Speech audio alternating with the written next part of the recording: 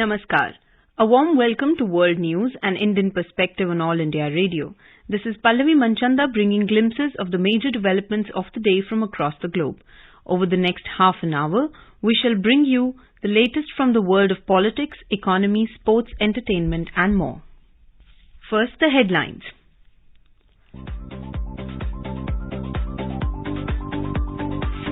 Prime Minister of India, Narendra Modi, virtually addresses the World Bank event on climate change. Environment Minister of India, Bhupendra Yadav, says the global goal of net zero by 2050 requires enhanced efforts by developed countries. Indian Prime Minister Narendra Modi condemns the bomb explosion at the Japanese Prime Minister's public event. US state of Montana passes legislation to ban TikTok on personal devices. Germany set to shut down its last 3 nuclear power plants. A 2-day global conference on compressed biogas is scheduled on Monday in New Delhi. In Dubai, World Malayali Council celebrates Vishu in an eco-friendly way by gifting saplings. And in IPL, Lucknow Super Giants gave a target of 160 runs to Punjab Kings.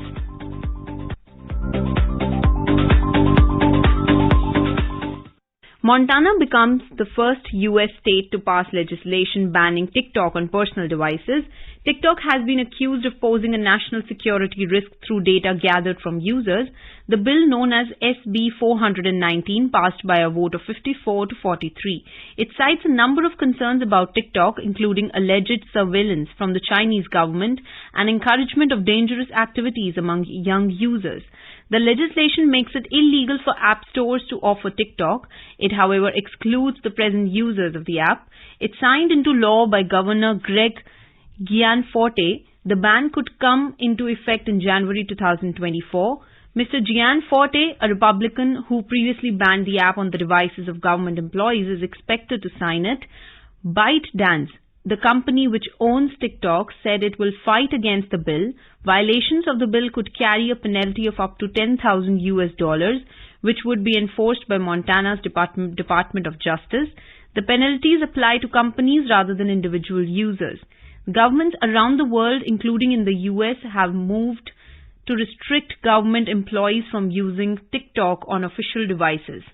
In March, US President Biden told ByteDance that the company faces a potential federal ban if it does not divest its ownership in the app. However, various industry groups have criticized Montana's legislation and similar efforts to restrict access to the app, saying that the bill sets a dangerous precedent that the government can try to ban any business it doesn't like without clear evidence of wrongdoing. In a move that could make history, Germany is going to shut down its 3 remaining nuclear power plants, Isar 2, Emsland, and Neckar-Westheim 2, all of which are set to go offline by Saturday midnight. Nuclear energy is an emotional issue for Germany, which is both opinionated and biased regarding the uses of nuclear energy, and more so now as Europe is at the gates of war again. It is to be noted that it was Angela Merkel's government that decided to phase out atomic power after the 2011 Fukushima nuclear disaster in Japan. Her decision was popular, with voters coming on the back of widespread anti-nuclear sentiment sparked by the catastrophe. According to the Federal Statistical Office, Germany got almost half of its electricity from renewables, 44% in 2022, and just 6% from atomic power. Green Economy Minister Robert Habeck predicts that 80% of Germany's electricity will be renewable by 2030 and has pushed through laws to make it quicker and easier to build solar and wind farms. But over the last year, the proportion of renewables has stagnated while CO2 emissions have increased, as Germany has been forced to import liquefied natural gas LNG and use more coal instead of Russian gas. This has sparked even some green voters and anti-nuclear activists to support temporarily extending the lifespan of the last 3 nuclear power stations. It is yet to be seen what will be the poll outcome in light of this decision. In Sudan, fierce fighting has been reported as clashes erupted between the army and paramilitary forces. Tensions prevailed over proposed transition to civilian rule. Capital Khartoum is under duress as civilians are struggling to seek shelter due to the ongoing power struggle. So far, 3 civilians had been killed and 9 people were injured at Khartoum airport and in the neighboring North Kordofan state. The proposed move to a civilian-led government has been the issue of contempt among others, where the RSF wanted to delay it for 10 years, but the army said it should happen in 2 years. The RSF is under the command of the Council's Vice President General Mohammad Hamdan Dagalo, while the army is headed by General Abdel Fattah al-Burhan. It's noteworthy that General Dagalo, also known as Hemedti, was a key figure in the conflict in Darfur that began in 2003 and has left hundreds of thousands dead. General Dagalo has claimed that his troops were forced into a confrontation with the military to foil a coup plot. There have been regular pro-democracy protests in Khartoum ever since the 2021 coup. Western powers and regional leaders had urged the two sides to de-escalate tensions and go back to talks aimed at restoring civilian rule. In more recent developments regarding the clashes between the Sudan's army and paramilitary forces in the capital Khartoum, Chad has closed its 872-mile eastern border with Sudan, while the Sudanese army says it has now gained control of important sites in the capital. More and more nations are joining the fray in asking the two sides to prioritize peace and de-escalate tensions. In further developments, international flights are avoiding Sudan's airspace, which means longer routes than usual and more refueling. Moussa Faki Mohammed, chairman of the African Union Commission, asked both parties to immediately stop the destruction of the country, the terrorization of its population and the bloodshed during the last 10 days of Ramadan. Former Sudanese Prime Minister Abdullah Hamdok on his Facebook page said the exchange of fire must stop immediately and called on the Sudanese people to stay strong. Japanese Prime Minister Fumio Kishida was on Saturday evacuated from a venue in Wakayama city after an explosion was heard. As per Japanese officials, Kishida was safe and unharmed in the incident. Video footage released in Japanese public media showed members of the public fleeing and a man being arrested following the incident. Mr. Kishida was about to give an outdoor speech at the venue of the Japanese port city when an explosion-like sound was heard on the scene. Mr. Kishida's predecessor Shinzo Abe was assassinated at close range on the 8th of July 2022 when he was delivering a speech at a political campaign rally event in the city of Nara. Prime Minister Narendra Modi has condemned a violent incident at a public event at Wakayama in Japan, where Prime Minister of Japan Fumio Kishida was present. In a tweet, Mr. Modi prayed for his continued well-being and good health. He said India condemns all acts of violence. Prime Minister Mr. Narendra Modi has said that one of the most powerful ways to fight climate change is a behavioral change that must begin at every home.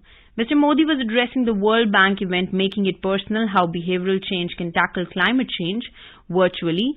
He emphasized that small deeds can make a huge impact when billions of people can do them together. In a tweet, World Bank President David Malpass expressed his delight upon hearing about India's LIFE initiative from the Prime Minister. He acknowledged that appropriate pricing policies and institutions, when combined with the right incentives, have the potential to alter deeply ingrained habits and contribute towards environmental protection. In today's Hotspot section, we bring you a discussion on PM address at World Bank event on how behavioral change can tackle climate change. The participants are Mukul Sanwal, environmentalist, and Lalima Aneja Dang, AIR correspondent. The Prime Minister made his speech at the World Bank event and he reiterated his personal commitment to mitigate climate change and spoke of many steps both at the ground level and at a higher political level that ought to be taken for a better planet. The event was a World Bank event to ponder over the impact of behavior change on climate change. We have with us Mr. Mukul Sangwan, environmentalist, to speak with us. I'm Lalima Aneja Dang. Namaskar, sir, and welcome to the show. Namaskar. So we know that the Honorable Prime Minister has candidly admitted that the issue of climate change is close to his heart. He spoke of many baby steps. What are you to make of this, that the fact that Prime Minister is so passionate about these small steps and big steps to mitigate climate change, and he always calls it a mass movement? Yes, he's made very important points. First of all, as you pointed out, he has said it has to be done at different levels, and there has to be recognition of mission life as part of the global agenda. And he has invited the World Bank to consider financing mission life in all the countries and not just focus on the kind of financing that they were doing earlier for climate change. I think that's a very important point he has made. Let us see what happens in the meeting. And it is not only governments and international institutions that will bring about a change for the better and to deal with the climate crisis. It has to be made a mass movement. Now, leading one of the largest democracy in the world, he is in a very good position to point out the advantages of a mass movement.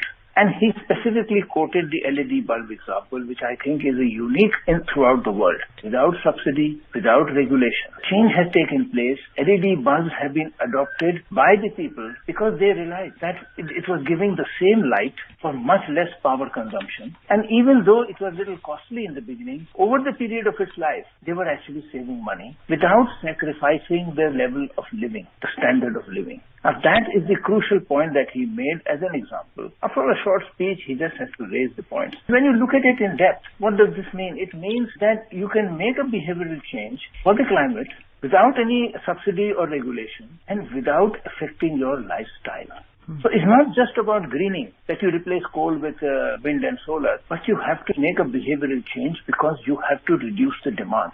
And he indicated this indirectly because this has been a controversy in the climate change debate and literature. Should you focus on supply, that is coal, oil, or should you focus on demand? And the consensus that is emerging is that without reducing demand, you will not be able to eliminate coal and oil because renewable energy, nuclear energy will not be sufficient. And most important of all, you can reduce the demand without change in your lifestyle, without any sacrifice for the level of service that it provides. It will be a behavioral change. But the level of service will not reduce. Nobody is saying don't use lights. Nobody is saying don't use air conditioning. What this philosophy says is that use it at a temperature control should be such that it is or just comfortable rather than very cold or very hot in winter. This is the message that he is giving, the principles that he is pointing out. And the second example that he has given, I think, is very, very valid, that the dinner table. The statistics shows that the diet of the Western,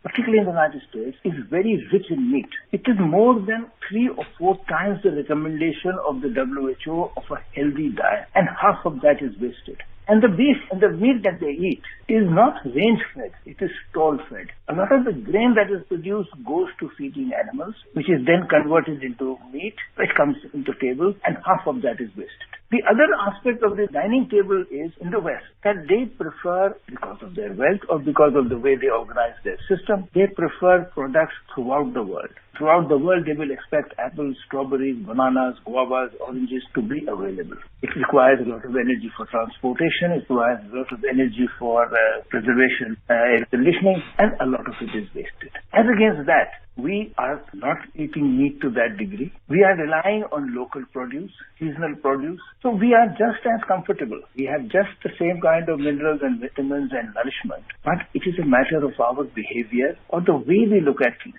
Now, this change, once this kind of approach is accepted in the international agenda, all the research that has been done in these lines will then come up for debate. And I think that will make a very big difference. Of course, it will take time. The education will have to start at the level of schools, but gradually the change will take place. After all, remember, the climate treaty was negotiated in 1992, and now in 2023, we are still debating how to deal with the climate problem. And the Prime Minister has put an alternative view in front of the world community, particularly the World Bank, asking them to adopt this as part of their financing model. Yes, you were absolutely bang on when you said that if we have to reduce a product, we have to reduce the demand. So, and for that, we need to give people an alternative, as is the example of the LED light. If you don't want to use high-powered lights, use LED lights. Similarly, if you don't want people to use too much of petrol and diesel, all these fossil fuels, then there is renewable energy. And the fact that we have a separate ministry for renewable energy speaks a lot about it. Also, the fact that in the various budgets, in the last 2 budgets especially, a lot of incentive has been given to the industry and people for electric vehicles, and the sales have gone up. So all these are facts that they prove that we are walking the talk, that the Honorable Prime Minister is walking the talk. And also, sir, the fact that we have an international solar alliance, and the Prime Minister took a lead for more than 100 countries around the equator to join in to take advantage of the Surya Devta solar energy. All these are examples. In fact, I would say that traditionally Indian systems have always been environment friendly. When you talked of meat, of course, we are more sattvic lifestyle. So what do you have to say about the fact that the developed world, we know that, if you have people talk about the Western world lifestyle, they use a lot of tissue paper. You talked about meat. In US, there's a strong lobby, which is the public transport isn't very efficient. How do you think the World Bank can handle this? The fact that the Western nations contribute a lot to the carbon footprint. Would they be ready to take initiatives, or is it just us? The Prime Minister has instituted new policies within the country. Ethanol is being blended in petrol. Electric vehicles have become very popular. The Solar Alliance is there. Now, it is only when you have done this at home that you are taking seriously abroad. So that is one major issue that we need to recognize. Now comes the question of how to persuade the World Bank and the developed countries, because they are the major financiers, to adopt this change. It is going to take a long time. I think the Prime Minister is aware of it, because he made the point that I first raised this in the United Nations General Assembly in 2015. In 2015, my estimate is that we were not taken very seriously. The Prime Minister made this point. But at home, the policies that he was instituting had not shown results. Today, those policies have shown results. People can see the change that has taken place in India. He listed out policies, not just directly related with climate change, but also micro-irrigation. The way the population can be galvanized into missions to adopt change. So he is making the point that, look, we have done it. Come and have a look in India and see how I have done it, and then you can take it abroad. So that adds another dimension to just a statement being made or just a point being made to put something on the agenda. And I think the Prime Minister is aware of it. Now, even if the World Bank can adopt it to some extent, it will have a snowballing effect. And the Prime Minister, if he has made this as part of an important statement that he makes at the international level, and chairing the G20, he can bring this to some degree into the agenda there. It will again take it to a third level, a higher level. But most important of all, I think, Prime Minister Modi has the credibility when he makes this kind of statement, because he is basing it on facts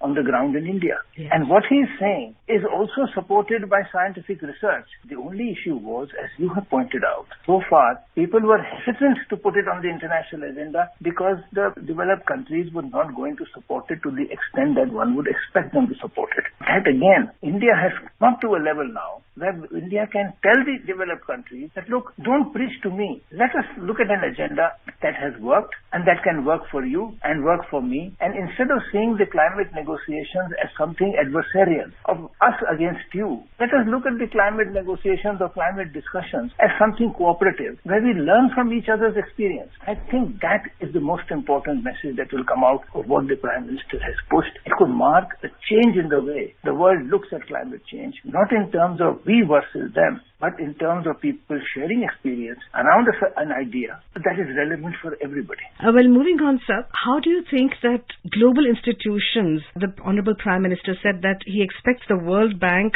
to increase climate finance from 26% to 35%. Do you think it's possible? Because as we all know, World Bank, the perception is they have a soft corner for the Western nations. Are we raring to go? Here is the problem created by the West. And the West is saying that the solution lies in the developing countries because they are now going to use more and more energy. So again, the Prime Minister has picked on a very important forum and a very important issue where both developed and developing countries are involved in some manner. And he has not just said that you increase the money. He has said the increase, a lot of that should go into Mission Life. So that he's saying that, look, you should divert money. This Mission Life does not need the kind of money you need to, say, shift a coal power plant into gas or solar and wind. But slight change, slight encouragement to governments can lead to massive change if the population adopts it. I think it's a work in progress. It will take time. But I think the message is clear for developed countries that they cannot ignore this point because he has been raising it repeatedly in all the major forums and he will repeat it in the G20 which he is presiding over. So they will have to come to a response where they will have to meet him at least halfway. Right. And that itself will be a huge victory Delhi because it will be the first time developing countries set the global agenda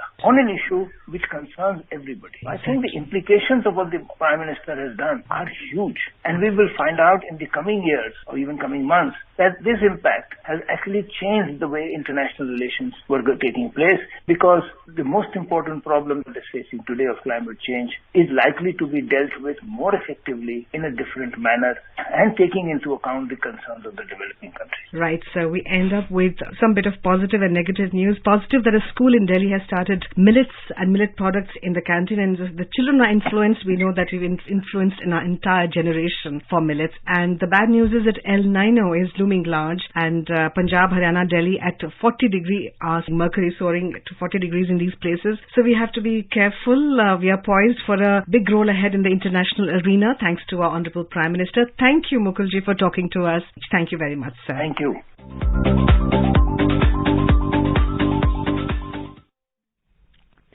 This is All India Radio giving you the world news. India's Environment, Forest and Climate Change Minister Bhupendra Yadav has stressed the need for collective action to save the planet from the challenges of climate change, pollution and loss of biodiversity. Mr. Yadav was virtually addressing the plenary session at G7 Ministers' meeting on climate, energy and environment in Sapporo, Japan. The minister said the 6th assessment report of the United Nations Intergovernmental Panel on Climate Change re-emphasizes that development is our first defense against climate change.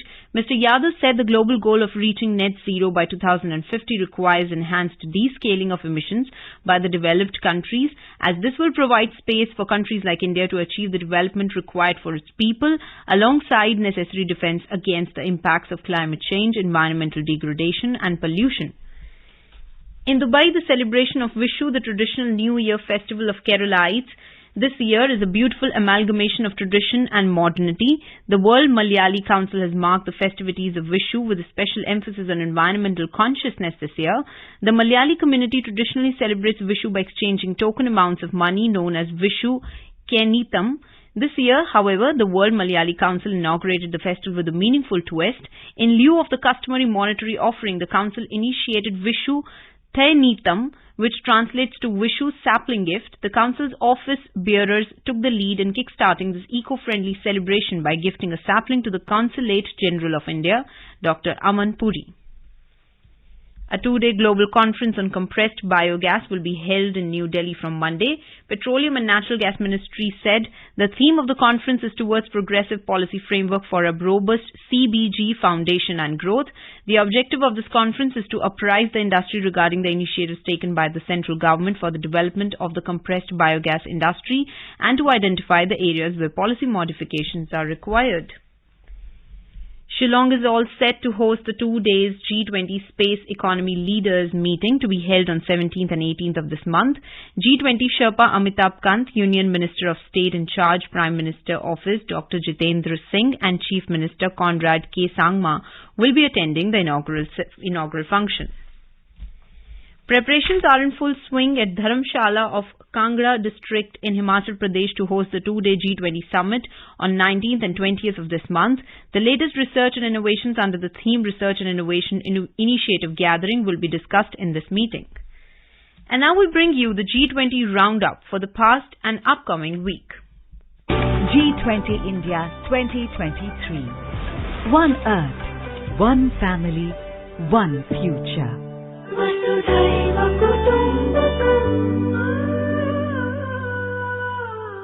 The G20 presidency of India this week was marked by a major meeting of the finance ministers and central bank governors in Washington, D.C. Among other events, the second meeting of G20 Development Working Group, DWG, concluded successfully at Kumarakam, Kerala on the 9th of April. Over 80 delegates from G20 members, 9 invitee countries and various international and regional organizations participated in the meeting during 6th to 9th April. The meeting was chaired by India's DWG DWG co-chairs, Ministry of External Affairs Joint Secretaries, Mr. Nagaraj K. Naidu and Ms. Enam Gambhir. They discussed G20's role in accelerating progress on the SDGs, lifestyle for environment, life, digital principles and capacity building for data for development. Green transitions that are globally just, women-led development and enhancing international coordination and partnerships were also on the agenda. Delegates, experts from national and international organizations and representatives from think tanks and civil society also took part in the side event on the 6th of April. Panel discussions on data for development, lifestyle for environment and just green transitions were held on the sidelines of the formal DWG meeting. The second meeting of G20 finance ministers and central bank governors FMCBG under the Indian G20 presidency was held on 12th to 13th April. It took place on the sidelines of the 2023 spring meetings of the International Monetary Fund and the World Bank Group. Finance Minister of India Nirmala Sitharaman and Governor Reserve Bank of India RBI Shaktikanta Das jointly chaired the meeting. The meeting saw participation of around 350 delegates from G20 members, 13 invitee countries and various international and regional organizations.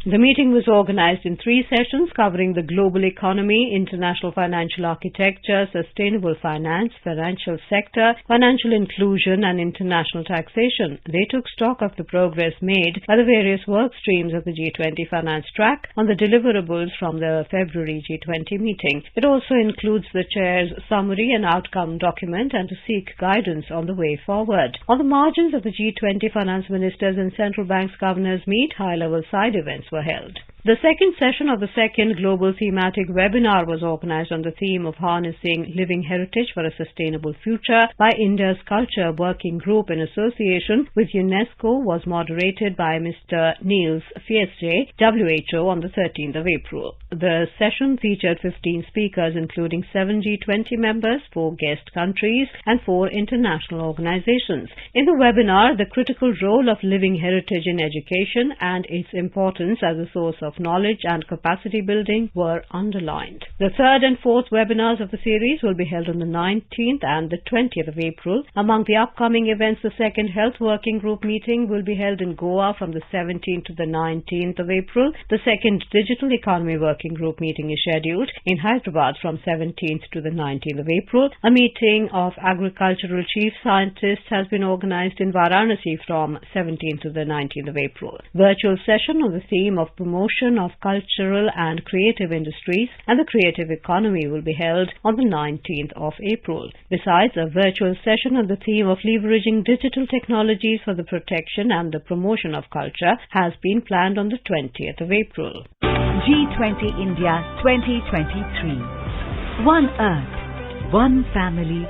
one future.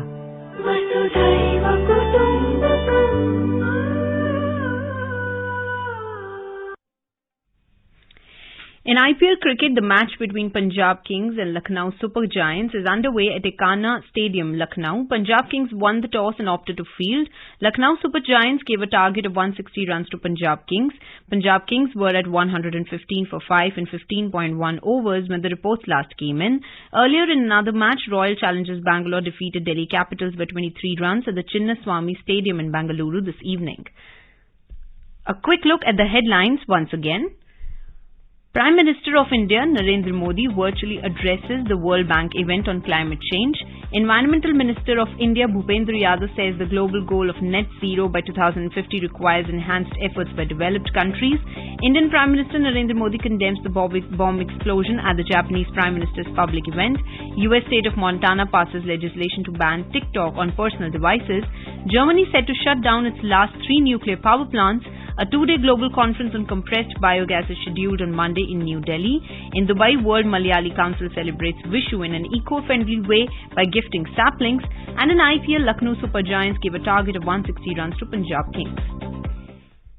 And now, before we end, let us listen to Mahatma Gandhi's favorite bhajan Vaishnav Jan by artists from Japan.